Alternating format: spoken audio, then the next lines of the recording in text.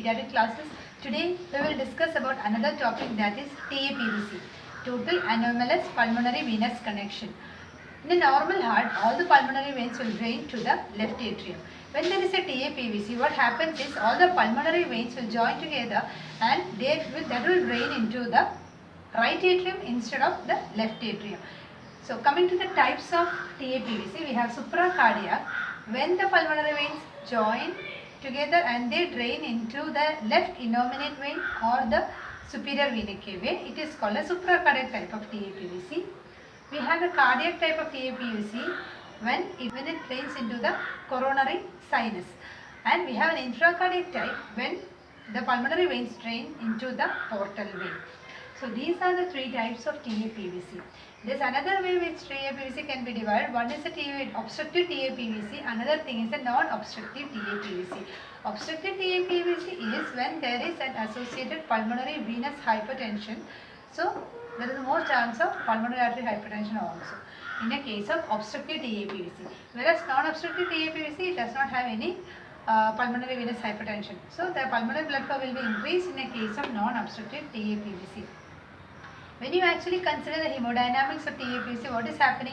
All the pulmonary veins which is carrying the oxygenated blood is getting drained into the right atrium. Right atrium is also receiving the systemic venous return. So there is a full mixing of the oxygenated and the deoxygenated blood in the right atrium. So that requires the presence of a patent foramen ovale or an ASD for the survival. So here, in case of non-obstructive TAPVC and obstructive TAPVC, the clinical findings and the symptoms slightly differ. In case of non-obstructive TAPVC, the symptoms of CCF, congestive cardiac failure, all appear by around 4 to 10 weeks of age. Whereas in case of obstructive TAPVC, they are more severe. If the obstruction is severe, it is more severe. Symptoms will come very early and they will present with cyanosis and CCF even within 1 to 2 weeks of life.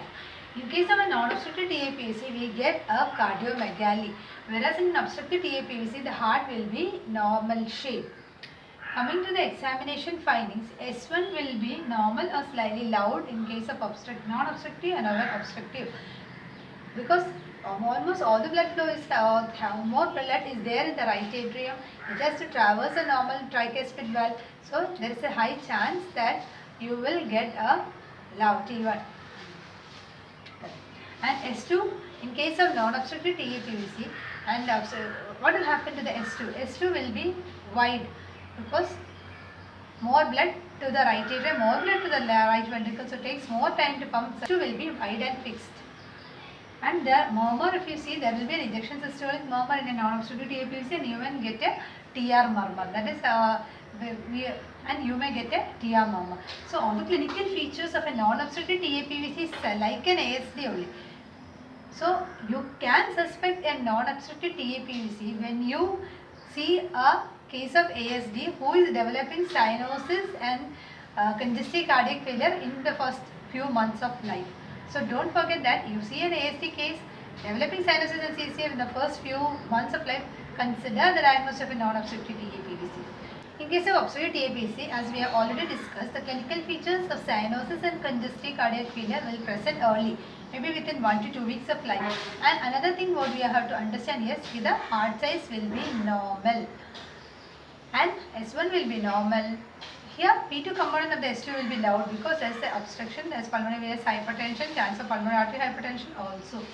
There is tricuspid regurgitation happening in case of obstructive TAPVC. So almost all the infracardiac TAPVC are of obstructive type, whereas supracardiac and the cardiac type can be of obstructive type or the non-obstructive type. When you see the ECG of a TAPVC, we invariably get a right axial deviation and a right ventricular hypertrophy. If it is in a case of obstructive TAPVC, we even get a P-pulmonal in that condition. Now coming to the X-ray findings, in case of a supracardiac TAPVC, in an older child, we will get a typical finding of snowman appearance or figure of 8 appearance. This is because there is a cardiac shadow and on top of it there is a supracardiac shadow. Here we rise to the appearance of a snowman. In case of supracardiac SVC, if you go into the detail, that type of a supracardiac TAPVC which drain into the left innominate vein will be causing this type of an appearance.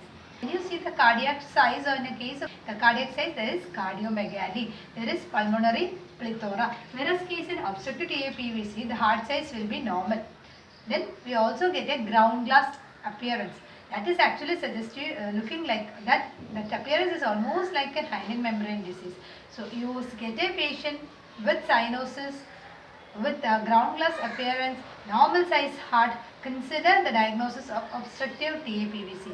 I repeat, you get a baby with cyanosis, normal size heart and a ground glass appearance on the X-ray, consider the diagnosis of an obstructive TAPVC.